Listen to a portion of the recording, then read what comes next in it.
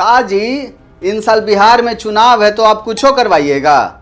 यहाँ अब कुछ भी हो रहा है।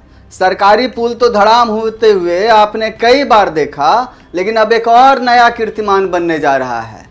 आप नहीं ना समझे, यहाँ अब टमाटर प्याज ही नहीं, सरकारी दफ्तर भी बिकाऊ हो गए हैं।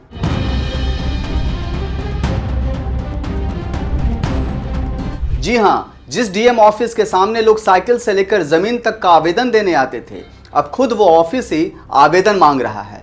कोई मुझे खरीद लो भाई। खबर है कि मधुबनी के डीएम ऑफिस पर 4 करोड़ का कर्ज हो गया है और अब हालात ये है कि कोर्ट ने नोटिस चिपका दिया है, भाई पैसा दे दो वरना नीलामी हो जाएगी। जी हाँ, आपने सही सुना, एक कलेक्ट्रेट ऑफिस यानी डीएम कार्यालय जिस पर जनता की सेवा का दारोमदार होता है, उस पर 4 करोड़ रुपए का कर्ज हो गया है और अब कोर्ट के आदेश पर उसकी नीलामी की प्रक्रिया शुरू हो गई है। तो क्या प्रशासन कंगाल हो चुका है? क्या सरकारी संपत्ति भी अब बिकेगी?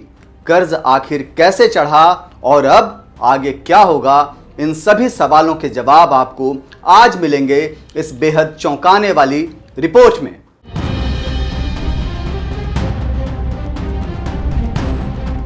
जरा सोचिए, जब डीएम एसपी कार्यालय परिसर में ही कोर्ट का नोटिस चिपका दिया जाए कि 15 दिन में पूरे समाहरणालय को नीलाम कर दिया जाएगा, तो कैसा लगेगा? शायद आपको लगेगा कि यह कोई मजाक होगा, लेकिन ऐसा बिल्कुल नहीं है। बिहार हाईकोर्ट के आदेश की अवहेलना के चलते मधुबनी व्यवहार न्यायालय ने मधुबनी कलेक्ट्रेट की नीलामी का आदेश दे दिया है। यह आदेश 4 करोड़ 17 लाख रुपए से अधिक की बकाया राशि के भुगतान न होने पर दिया गया है। कोर्ट ने कहा कि अगर तय राशि 15 दिनों के अंदर नहीं चुकाई गई तो प्रशासनिक मुख्यालय की संपत्ति को नीलाम कर दिया जाएगा। मधुबनी के डीएम और एसपी कार्यालय में कोर्ट का नोटिस चस्पा कर दिया गया है, जिसमें चेतावनी दी गई है कि 15 दिनों में 4 करोड़ 17 लाख की राशि नहीं चुकाई गई तो पूरा समाहरणालय नीलाम हो जाएगा। यह आदेश हाईकोर्ट के तत्कालीन जस्टिस घनश्याम प्रसाद की ओर से 20 अगस्त 2014 को आदेश के अनुपालन में दिया गया है। यह मामला रतन कुमार केडिया, निदेशक messrs Radha Krishna exports private limited बनाम पंडौल कोऑपरेटिव सूत मिल बिहार सरकार एवं अन्य के बीच चल रहा है। केडिया के वकील वरुण कुमार झा के मुताबिक जस्टिस घनश्याम प्रसाद ने अपने आदेश में विपक्षी को एडवांस भुगतान 28,90,168 रुपये क्षतिपूर्ति के रूप में 2 लाख रुपए, मुकदमा खर्च के तौर पर 70,000 और आर्बिट्रेटर को फीस के रूप में 1,80,000 रुपये का भुगतान करने का आदेश दिया था। अधिवक्ता झा के मुताबिक आदेश में पारित रकम भुगतान नहीं करने पर 18% ब्याज के साथ भुगतान करने का भी आदेश दिया गया था। आदेश का पालन नहीं करने पर 2016 में कंपनी के डायरेक्टर ने जिला जज मधुबनी के न्यायालय में जस्टिस घनश्याम प्रसाद के आदेश का अनुपालन के लिए मामला दायर किया था। अब इसी मामले में कोर्ट ने आदेश दिया है कि 15 दिनों के अंदर 4 करोड़ 17,24,459 रुपये नहीं दिया गया तो मधुबनी समाहरणालय को नीलाम कर दिया जाए।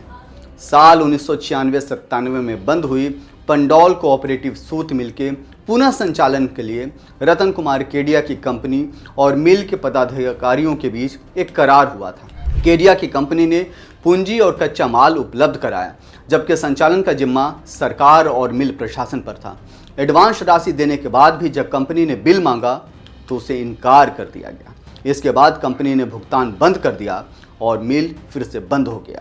1999 में कंपनी ने कोर्ट में यथास्थिति बनाए रखने की मांग की, जो खारिज होने के बाद मामला हाईकोर्ट पहुंचा। साल 1996-97 में बंद हुई पंडौल कोऑपरेटिव सूत मिल के पुनः संचालन के लिए रतन कुमार केडिया की कंपनी और मिल के पदाधिकारियों के बीच करार हुआ था।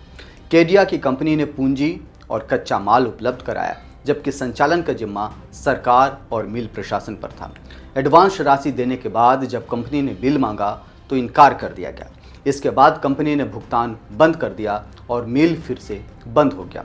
1999 में कंपनी ने कोर्ट में यथास्थिति बनाए रखने की मांग की, जो खारिज होने के बाद मामला हाईकोर्ट पहुंचा।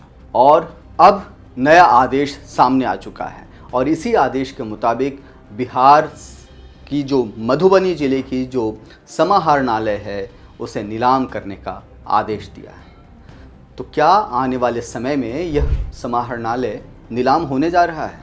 क्या सरकार इसकी नीलामी पर रोक के लिए कुछ बड़ा फैसला ले सकती है या फिर डीएम एसपी को बैरंग होना पड़ेगा? सवाल कई हैं, जवाब आने बाकी हैं। देखते रहिए ONOG न्यूज़। अगर आपके पास भी है कोई सवाल, कोई सुझाव तो आप हमारे साथ शेयर कर सकते हैं। इसके लिए वीडियो के कमेंट सेक्शंस में जाकर के आप कमेंट कीजिए। तब तक के लिए जय हिंद, जय भारत, नमस्कार।